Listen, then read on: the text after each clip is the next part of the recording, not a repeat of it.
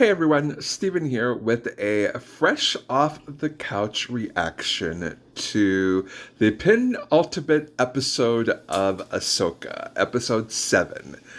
Um, if you hear that in the background, it's just my friend making coffee so that we can decompress and discuss the episode after I get done with this recording. Um, Here's the thing. My main problem with this show, other than Sabine, is the show always seems to be, each episode seems to be setting up the next episode. And then 2 or 3 episodes down the line, you get a payoff. And so you have episode that sets up the next episode, which sets up the next episode, and then you have a payoff, and then you have an episode that sets up the next episode, that sets up the next episode, and then a payoff. This is the final episode that will set up the final episode of this show. So basically, this episode was a big fat nothing burger. Basically, what happened was Ahsoka found Sabine, and it took 40 some odd minutes for Ahsoka to find Sabine. And so we had to fill up the hour or the 40 some odd minutes with something. And that included them chasing Ahsoka through a debris field and then being pulled away from that. It involved Lord Balin sending his Padawan off to her own adventure while he goes off on his still as yet to be determined unknown adventure. That had to happen. Then Lord Balin had to slow Ahsoka down, and so they had to fight. And then when what's his face was finally found, Ezra was finally found. They had to do their fighting, and for some odd reason, Ezra refused the lightsaber that Sabine offered him. And, Sabine doesn't explain exactly what's going on. She leaves out the important parts of, I should have destroyed the map, and it's because of me we're in this whole predicament. She leaves out all of that. Oh, and up until the very end, she leaves out, oh yeah, I thought Ahsoka was dead. So, this whole thing was a setup for the final fight. And, in fact, Emperor Thrawn, General Thrawn, said as much. He basically said, well, what we're doing here is we are distracting them long enough so that we can get the pickup truck loaded up so that we can get the hell up out of here. He basically said as much. He basically explained the episode, near the end of the episode, basically saying, we are distracting Sabine, we are distracting Ezra, we are distracting Ahsoka, we're distracting them all so that we can load up this daggone pickup and get the heck out of Dodge. And so it's almost as if the show is self-aware that it's just treading water until the last episode. And again, that's been a problem with this show since basically episode 1.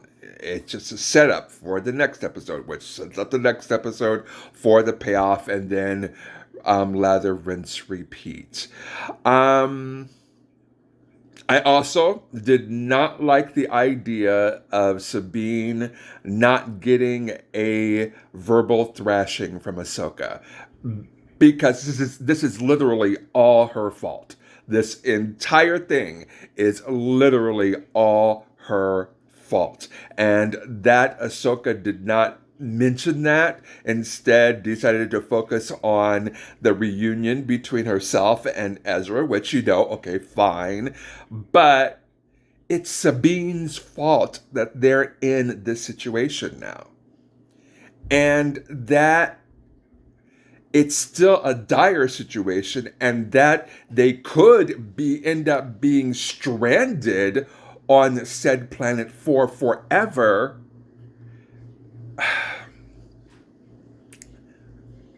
I understand that there's a time and place for everything. And if I am leaning into my higher self, then I know that there is time for planning and all of that.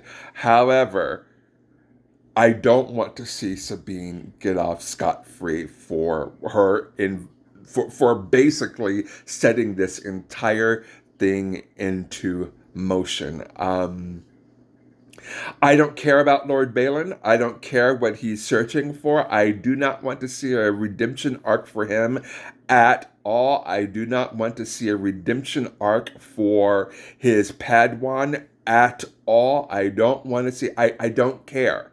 Um, I really do want Sabine to end up being evil. I want to see Ezra dead. I want to see Sabine blame Ahsoka for it for whatever reason, and then, end up turning evil because of that and going to the dark side. That's what I want to see. I don't care what Lord Balin is searching for on that godforsaken planet. I don't care about his Padawan because there is literally nothing to her character at all.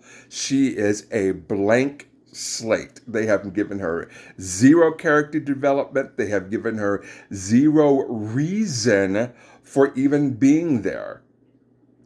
I don't care about her. She had a choice. She had an opportunity to give up her weapon and, embrace to leave the dark side alone, and she refused to. She rode off into the sunset. I don't care. I am sure that, again, because this is setting up the next episode, that the next episode is going to be bombastic and there's going to be a huge fight, and the Republic forces will be out in force, and it will be a knockout, drag-out fight. And that's, honestly, the fight scenes were the best part of this particular episode. And so I'm looking forward to more of that in the upcoming episode, in the final episode, which will be next Tuesday. So, how many butter pumps am I going to give this? 2. And the only reason why I'm even giving it 2 is because it's basically setting up the final episode. It was not a good episode. It was a placeholder for the finale, and that's the amount of butter pumps that it deserves for being that placeholder for the finale. So, now I turn it over to you. But before I do, Dave, how many butter pumps? 2. 2 as well. So now I turn it over to you, my beautiful butter babies. And Mr. Gabriel also gives it 2 butter pumps. Have you seen the penultimate episode of AHSOKA? If so, what did you think of it? How many butter pumps would you give it? Sound off down below. I want to hear all about it. Thank you so much for watching, for commenting, and for subscribing. And I will see you in the next one. Bye.